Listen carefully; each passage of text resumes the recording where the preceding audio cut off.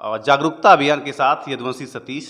आज हम इस वक्त हैं जौनपुर के शिकरारा ब्लॉक के अंतर्गत मसीदा ग्राम सभा में, और मसीदा ग्राम सभा के प्रधान विजय शंकर यादव जी के साथ हम हैं और उनके आवास पे आए हैं। और हम विजय शंकर जी से जानना चाहेंगे कि जो भी सरकार द्वारा मूलभूत सुविधाएं आती हैं ग्राम सभा में, गरीबों तक या जो भी विधवा हैं, तमाम प्रकार के लोग हैं, उन लोगों को किस तरह से उनको सुविधाएं दी जाती हैं। आप किस तरीके से काम करते हैं, लोगों के बीच में आपका क्या सुझाव रहा है, मतलब आपको किस नज़र से लोग देखते हैं, जानना चाहेंगे विजय शंकर यादव जी से। सर्वप्रथम हम जागरूकता अभियान के आप सतीश भाई को ढेर सारी बधाई शुभकामना कि हमारे यहाँ आए हैं, और यहाँ ही नहीं बल्कि जो है कि मुंबई महाराष्ट्र जैसे प्रदेश में वहाँ भी जागरूकता अभियान फैला रहे हैं। इसके लिए बहुत बहुत आभार व्यक्त करता हूँ, धन्यवाद देता हूँ। और जो आपने अभी बात की है कि शासन की जो योजनाएं हैं गांव में किस तरह से जो है लाई जाती हैं। देखिए सतीश भाई, योजनाएं सरकार की बहुत होती हैं और उसको जो है उसका क्रियान्वयन जनप्रतिनिधियों के माध्यम से गांव में किया जाता है, जो पंचायत राज मैनुअल में निहित है। और इसमें जैसे वृद्धावस्था पेंशन और विधवा पेंशन, इन सब के लिए कोई बाउंडेशन नहीं है। 60 साल के लिए आप जो है वृद्धा पेंशन किसी को भी दे सकते हैं। विधवाओं के लिए जो है कि उसका पेंशन जो है कि पूरा प्रयास किया जाता है, और प्रयास क्या, वो सब हो ही जाता है, सब करवाया जाता है। ये तो जो है कि उनका मूलभूत समझ लीजिए अधिकार है। और रही बात जो है कि आवास की, आवास के लिए जो पात्र होते हैं, जिनका चयन होता है, जांच होती है, अगर वो शासन के जो है कि मान्य के अनुरूप होते हैं, पात्र होते हैं, तो निश्चित रूप से उनको जो है कि आवास दिया जाता है। और गांव में जो कोई किस निगाह से देखता है, वो तो इसके दृष्टिकोण पर निर्भर करता है कि जो है कि मेरे प्रति क्या भाव रखता है या मेरे कार्यों के प्रति क्या भाव रखता है, वो इस हिसाब से देखेगा। अगर मेरे कार्यों के प्रति भाव रखता है तो ठीक है, तो सही से वो, अगर मैं सही काम करूँगा तो ठीक है, उसको अच्छा देखना चाहिए, गलत काम करूँ तो उसको विरोध करना चाहिए। अच्छा, जैसा कि हम सुने हैं कि आप पेशे से अधिवक्ता भी हैं जी और काफ़ी शिक्षित हैं और पहली बार आप प्रधान चुने गए हैं, जी तो लोग काफ़ी अपेक्षाएं रखते होंगे। जी। अच्छा, किस प्रकार से, जैसे अगर घर में भाई भाई का झगड़ा, उसको किस तरीके से आप निपटाते हैं कि लोगों के साथ आपका व्यवहार अच्छा बना रहे।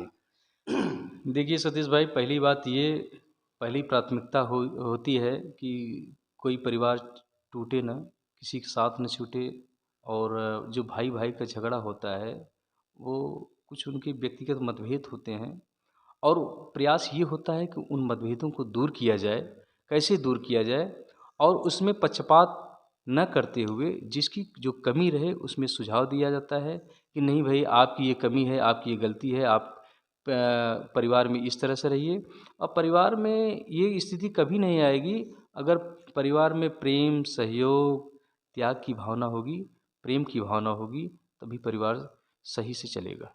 यही प्रयास होता है कि जिसकी जो कमी रहे उसको बताइए, उसमें पक्षपात न करिए कि हम फला की तरफ हैं या हमें कोई वोट दिया तब उसके साथ रहेंगे, चाहे कितना भी गलत हो। ये तब आप तब सही से न्याय नहीं कर पाएंगे, और आपके लिए जो है गलत होगा फिर।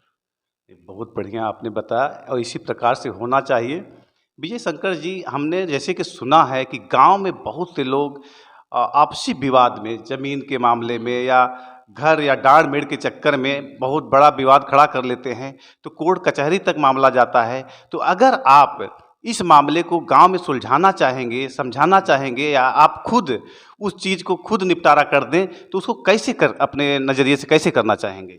बहुत ही महत्वपूर्ण जो है कि मुद्दा आपने रखा है। अब बहुत ये समझ लीजिए कि हम तो अधिवक्ता हैं पेशे से, और ग्राम प्रधान भी हैं। और मैं जो अवलोकन करता हूँ या जो सर्वे भी कोई करा ले, तो 95% मुकदमे सिविल के वो गांव से होके जाते हैं। जिस दिन कोर्ट बंद होती है, कचहरी बंद होती है, एकदम सन्नाटा छा जाता है। और रही बात, बहुत बड़ा मुद्दा नहीं होता है, सिर्फ उनकी सोच की बात होती है कि जो है कि जैसे आप बता रहे हैं मेड़ के लिए, मेड़ में कुछ नहीं होता है, सिर्फ एक ईगो होता है कि हम इनसे कम नहीं, हम इनसे कम लड़ने वाले नहीं हैं, कम पैसे वाले नहीं हैं।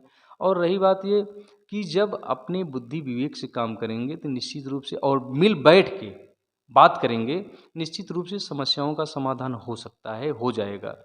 और प्रयास तो यही रहता है कि पहली बात जैसे कोई समस्या आती है हमारे गांव की, तो ज़मीन संबंधित, तो ये प्रयास होता है भाई देखिए ये चीज़ें सही हैं, ये गलत हैं, ये होना चाहिए।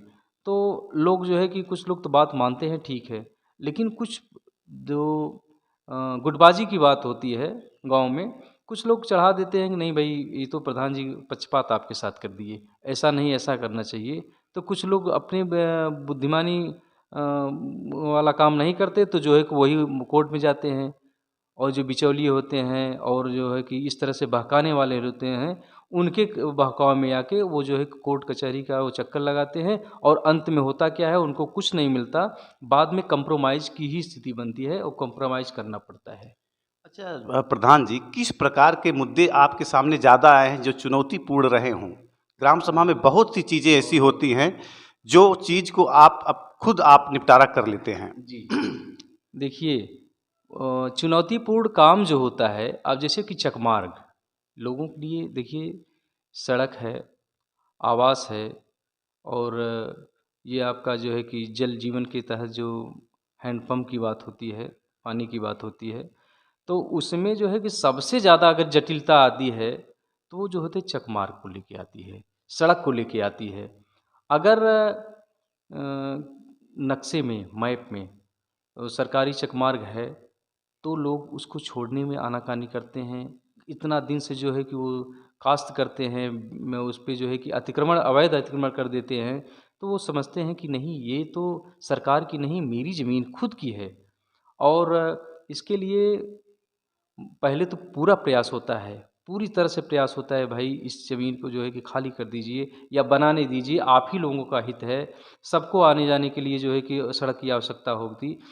लेकिन अगर नहीं मानते हैं, उसके लिए जो है कि प्रशासनिक सहयोग की आवश्यकता होती तो लिया जाता है। अभी इसी जनवरी माह में मेरे यहाँ एक उप स्वास्थ्य केंद्र आया था, और उसके लिए भूमि पहले से चिन्हित की गई थी, नवीन प्रति खाते की भूमि थी, और उसमें खाली थी पहले।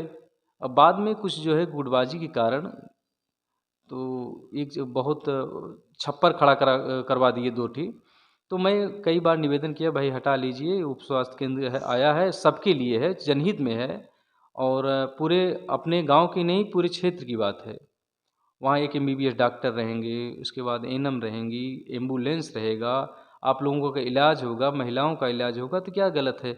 लेकिन गुटबाजी के कारण नहीं हटाए, बाद में तो शासन का सहयोग लेना पड़ा, प्रशासन का सहयोग लेना पड़ा, बाद में वो चीज़ें खाली हुईं, उसके बाद फिर जो है आज निर्माण चल रहा है, कुछ दिन में बन जाएगा।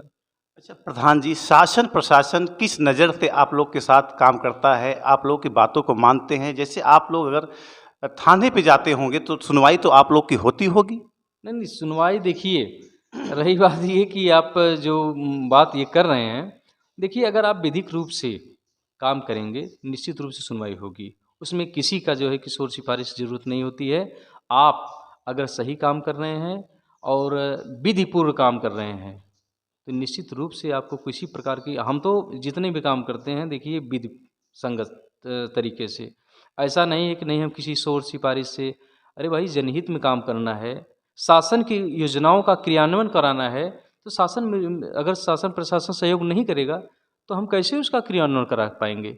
तो पूरा भरपूर सहयोग मिलता है, ऐसी बात नहीं होती है। बहुत बहुत धन्यवाद प्रधान जी, जागरूकता अभियान के साथ यदुवंशी सतीश।